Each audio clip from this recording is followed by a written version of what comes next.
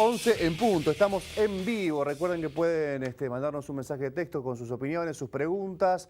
Vamos a dedicarle a esta segunda media hora una larga charla, o una charla de media hora, un poquito menos, con Jorge Castro, el actor civil de la causa de inundaciones, es decir, el que representa a la víctima, a las víctimas, porque digamos es un colectivo muy amplio, ¿no? Son 140.000 afectados directamente. Quiero decir que las imágenes que se utilizaron de soporte, como insert de los informes que hemos preparado, la entrevista con Alfredo Trento, que fue en el día de ayer. Le agradecemos mucho a Alfredo Trento, tiene una agenda realmente muy poblada de actividades y se hizo un huequito para darnos una entrevista en el lugar de los hechos, así que doblemente gracias a Alfredo Trento.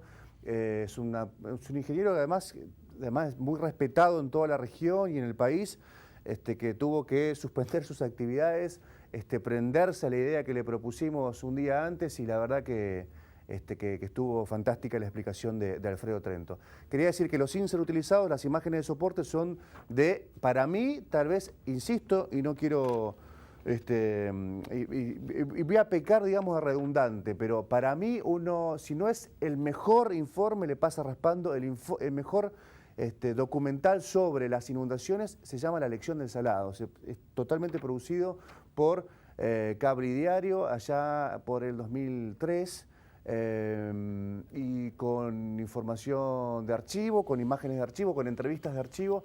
Así que sería interesante, ¿no?, que en las escuelas esté La Lección del Salado y que sea, a mi criterio, de libre acceso. Un documental de las características que tiene La Lección del Salado debería ser de libre acceso. 4 horas, créanme, de material absolutamente contundente, incluso que parte de ese documental fue agregado a la causa judicial, o al menos representó, tuvo importancia para cierto momento en la causa judicial, así que sería interesante verlo, ¿no?, entero, más allá de las decisiones empresariales que tome este medio, entero de forma gratuita. Por lo menos esa es mi opinión. Jorge Castro, actor civil, gracias por haber venido. Jorge, buenas noches. Muy bien. A ver, me voy a detener en lo último que pasó, que nos enteramos. Las últimas horas se supo que en el marco de lo que se llama el proceso judicial en donde debe decidir el juez si condena o no al imputado, nos enteramos en las últimas horas que para junio va a haber nuevas testimoniales. ¿Cómo se explica esto? Las testimoniales, o sea, dependen de la parte de la instrucción con respecto a los 3 implicados. Pero como hay un cúmulo de pruebas que hemos presentado, las cuales no se nos habían dejado presentar en la época, o se nos habían rechazado en la época de la instrucción a través del juez Patrici, en la parte de sentencia no se pueden rechazar. Entonces entran. Y en ellas también nosotros habíamos solicitado que, ya que en la forma de la instrucción Reutemann no había sido citado como implicado, o por lo menos para tomarle declaración, bueno, que declare como testigo.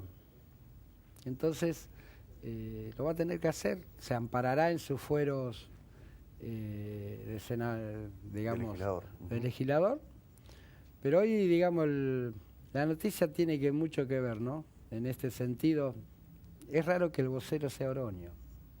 ¿Por qué? Y porque Oroño fue el que tejió toda la defensa, digamos, de este tipo, y fue hoy el vocero mediático. Los medios fueron, digamos, que él anunció esto. Vamos a ver si lo sigue defendiendo, porque hasta ahora lo defendió desde la sombra. Pero... Y la rareza es esa, digamos. ¿Por qué resulta raro ¿por qué resulta raro esto en sí mismo?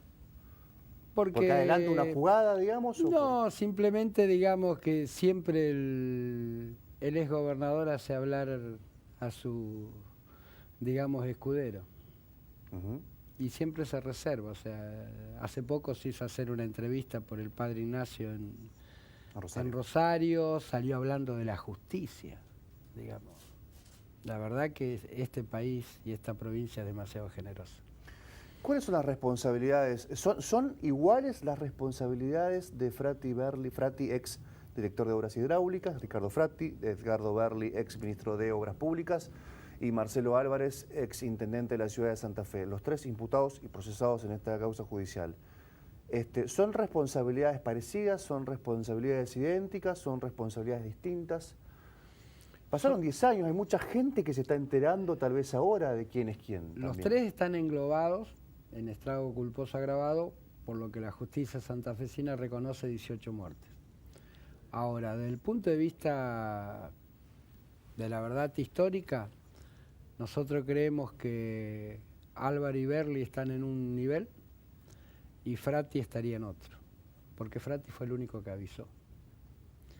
Y como Carlos Reutemann el 3 de mayo del 2003 trazó la línea de culpabilidad, cuando dijo los ingenieros van a ir a cargar piedra como si fueran presos del siglo pasado. Y acá van a rodar cabezas. Y acá van a rodar cabezas, pero no dijo qué iba a pasar con los gobernadores que no daban la orden de evacuación. Así que, o sea, a mí nadie me avisó, ya ahí cae.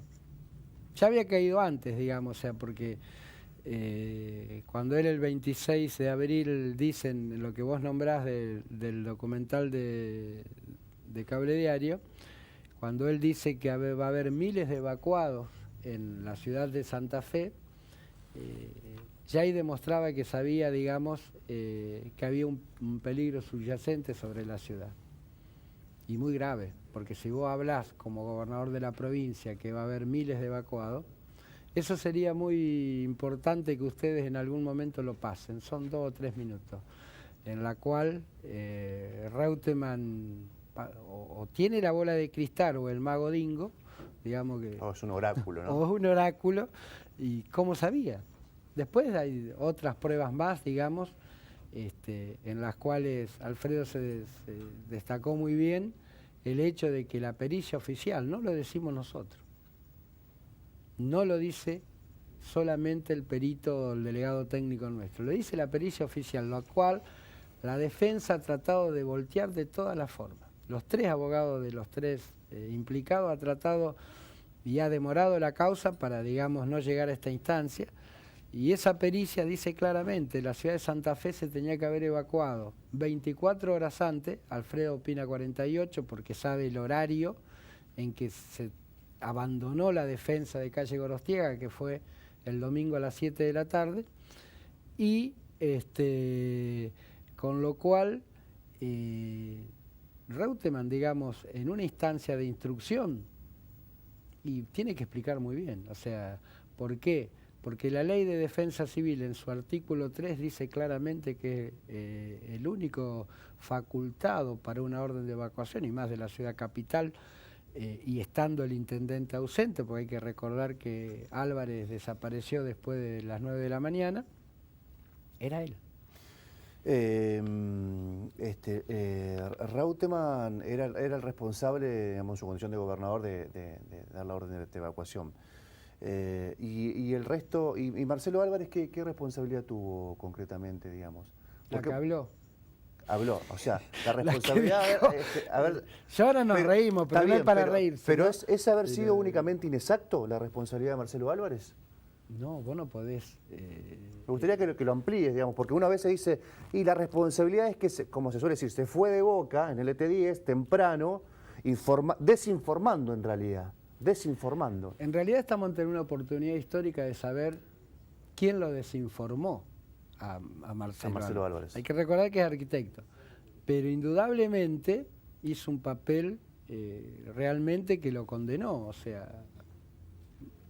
Contra Marcelo Álvarez no hay más prueba que ese reportaje, o sea, con ese solo reportaje, o sea, dando un panorama totalmente falso, inexacto, de una cabeza de una ciudad, y con la implicancia que tiene después eso, acompañado con el decreto de Reutemann, el 965, que salió a las 18 horas de aquel 29 de abril del 2003, cerraron el círculo totalmente de desinformación ante los ciudadanos. Hay que recordar que Álvarez, cuando dijo tal barrio no se inundaba, tal otro, sí, fue creído.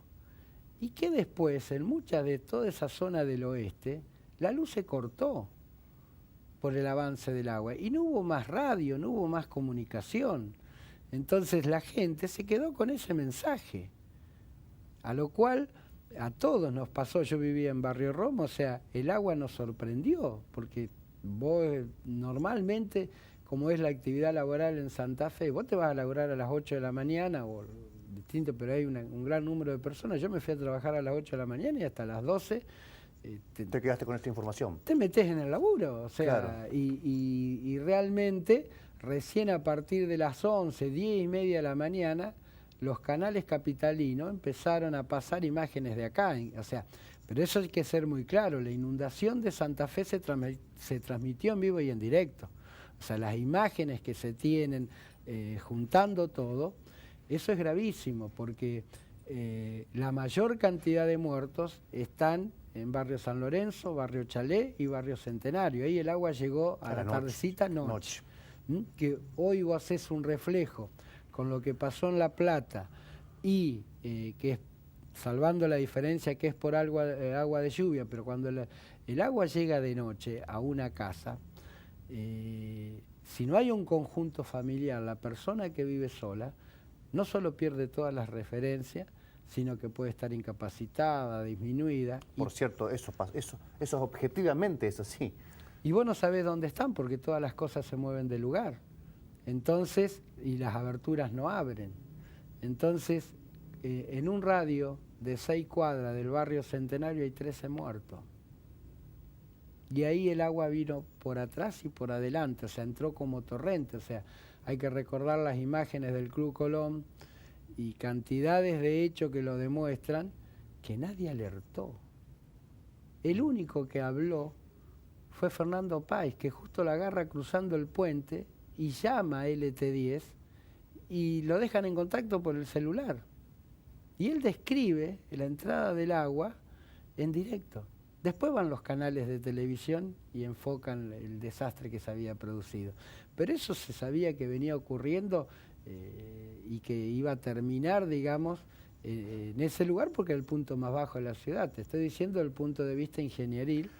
Y eso estaba advertido, o sea, ellos tomaron la decisión de no avisar por una decisión política, o sea, tenían un plan... O sea, tomaron la decisión de inundar. De inundar, o sea, con falsos informes o no, o sea, uno no nos vamos a poner a repetir lo que repitieron ellos, pero hay testimonios, o sea, en los cuales es sabido que tuvieron una reunión también la noche del 28 en la Casa de Gobierno. Te iba a decir, y además en el puente de la autopista hubo una reunión. Sí, pero hubo una reunión ahí que si los fiscales pudieran tomar todos los celulares de todos los funcionarios de alta jerarquía del gobierno de la provincia, los tomarían todos a 10 o 20 metros de la puerta o en los salones de la Casa de Gobierno llamando a amigos de mucha confianza avisándole que se inundaban. Y eso hay testimonios en distintos lugares de Santa Fe, qué tal se fue, qué tal, y todos se fueron calladitos a la boca. Entonces, acá se ha tejido un manto de impunidad en la cual justamente Álvarez, Berli o Frati van a tener que optar. Y Reutemann ahora cuando declaren la testimonial en base a las preguntas que se le hace de la Fiscalía, va a tener que pensar muy bien lo que va a responder como testigo. Porque él tiene que entregarlo a todos para salvarse él. Y hay que ver cómo va a reflejar eso en Frati, en Berli y en Álvarez, si aceptan cargar esa mochila sobre su familia, sobre sus hijos, sobre su propia persona y sobre su propia conciencia. Quiero hacerte muchas preguntas, me queda bastante tiempo. La primera, en el procesamiento de Patrici, digamos, en la primera parte de este proceso judicial, Patrici procesa a Frati, a Álvarez y a Berli. Y en el mismo auto de procesamiento, digamos, en la misma resolución, decide exculpar a Reutemann. No es que por dejarlo afuera uno sobreentiende que lo exculpa, sino que está escrito en el procesamiento. ¿Cómo se vuelve de una decisión judicial así? ¿Se puede volver? Sí. ¿Cómo? Yo no hago la misma evaluación que vos. O sea, Patrici lo introdujo a Reutemann en la causa. Lejos de sacarlo, digamos. Lejos de sacarlo. Porque cuando lo nombró, lo introdujo. Entonces, cuando él dice esa frase, no se encuentra prueba suficiente para llamar a declarar a Carlos o para acusar... Para inculparlo, claro. Para inculparlo, Patricia estaba muy presionado. Hay que recordar que esa declaración fue el 19 de abril del 2006. Se acercaba un tiempo electoral, el peronismo y el justicialismo no podía todavía coordinar una estrategia. Hay que recordarse la transversibilidad, donde Wiener era amigo de Kirchner, después no era más amigo, y que termina en el abrazo de la tecnológica, donde Kirchner abraza a Reutemann y Obey. Sí, sí, en un acto en el que yo estuve, lo recuerdo, estuve como periodista. Y los organismos de derechos humanos y los inundados estábamos enfrente. A nosotros se nos hizo operatoria durante todo el día y hasta alta hora de la noche. El último llamado que recibimos fue a la 1:30 de la mañana para que nos acerquemos a darle la mano al presidente, y el cual le contestamos que no, que nosotros íbamos a estar enfrente con los inundados, y en todo caso que el presidente se cruce la calle o nos dábamos la mano a la mitad de la calle. No sucedió nada de eso. Nosotros quedamos del otro lado de la costanera y el acto en la tecnológica. Fue el único lugar en Santa Fe en que no tuvo la foto con los organismos de derechos humanos del país. Entonces, ahí había mucha presión y no contaban con la inundación del 2007, que esa fue la que realmente terminó de definir. ¿Por qué? Porque esa desencadenó el desmoronamiento real de todo el proyecto político que se había tejido a través de Reutemann. Digamos, hay que recordar que Reutemann, a pesar de no haber sido candidato en el 2003, todavía conservaba un caudal político suficiente. Pero la inundación del 2007 los termina de aniquilar, o sea, no se encuentran con una persona potable. ¿Y eso pero eso sería en lo político. Está bien, pero eso, en lo judicial... Pero ya que lo decís, esa situación, digamos, ¿pensás que descomprime la cuestión judicial, digamos, la presión de la justicia alrededor de la política, digamos? 2003 nos pasó una vez, 2007 otra vez. Esto, digamos, ¿crees que los jueces vieron en esta segunda desgracia, por decirlo de alguna manera, una forma de descomprimir una cuestión de presión de la política sobre la justicia? Lo que ocurre es que en el 2006, volviendo a lo que me preguntaste primero por hilvanar con esto, el procesamiento. Patricia ahí después va a cometer un error, que es, en eso hay que ser, nosotros somos un eterno agradecido de Ricardo Ace, que fue el que pergeña ahí la estrategia judicial en una causa que estaba brava. En el momento que él determina, con el cúmulo de pruebas que teníamos, dice, vamos a presentársela una a una. Porque podíamos haberle presentado las 6 pruebas juntas y teníamos un solo no al lugar. Y le fue presentando una prueba mes por mes. Y en todas contesta Patricia, hay que recordar que había dicho que no encontraba pruebas suficientes. Sí. Y va a tener una respuesta esquizofrénica. O sea, no encuentro pruebas suficientes y cuando te presento una prueba me la rechazás sin argumentación con un no al lugar. 6 veces realiza eso. Cuando hace la 6ª vez eso, Patricia, ya en octubre, Ricardo le presenta una recusación y un recurso de inconstitucionalidad, en base al artículo 5 de la Constitución, donde se determina que todos los argentinos tenemos que tener una buena calidad de justicia. Sí. No dice ni regular, ni media, ni pobre, una buena calidad de justicia. Y ahí sí hace lugar. Y ahí se da cuenta Patricia el error que cometió, que no argumentó los rechazos. Entonces ahí es sorprendente, eso hay que leerlo en la causa. Contesta, aparece como el campeón de los derechos humanos, o sea, argumenta que nos da el recurso de inconstitucionalidad, que eso es muy valeroso si vamos a la cita a la Comisión Interamericana de Derechos Humanos, porque la argumentación que hace es válida, desde el juez para el lado de la defensa. Y tiene una frase que es sumamente necesaria recordar, que dice que pudo haberse equivocado. Pudo. ¿Por qué? Porque Patricia también tiene que salvar su propio rigor profesional, es profesor universitario, y nosotros nos imaginamos que quería más irse de la causa que quedarse. Por eso nos concedió el recurso. Ahí ya se tiene que ir de la causa. ¿Vos pensás que hubiese sido lo mejor designar un juez ad hoc para una causa así? ¿O que no hubiese representado nada en términos de que las presiones políticas hubiesen sido las mismas? En términos, digamos, políticos, judiciales, acá tendría que haber existido, y no es un sueño, ¿no? Tendría que haber existido una comisión de las dos cámaras, senadores y diputados, investigando lo que le pasó a esta ciudad, en el mismo consejo, y servir también de apoyo a la justicia. Pero como consideraron que el camino era la impunidad, o sea, hay que recordar que esa frase que se construyó, "a mí nadie me avisó", está demostrando que el Estado no estaba. O sea, si la cabeza de un Estado nadie le avisa, entre comillas, o sea, siguiendo el hilo lógico de esa frase, ¿no? Quiere decir que el Estado no sabía. Entonces abandona a sus habitantes y el primer deber que tiene todo Estado sobre su ciudadano es la vida. Ese ha sido el contrato social histórico incluso antes del Estado actual democrático como tenemos. Hasta el Estado virreinal, si vamos al Estado colonial, se preocupaba de que a los pueblos originarios que tenía sometidos en las minas o en la Mita o en el Yalaconaco comieran bien, por ejemplo.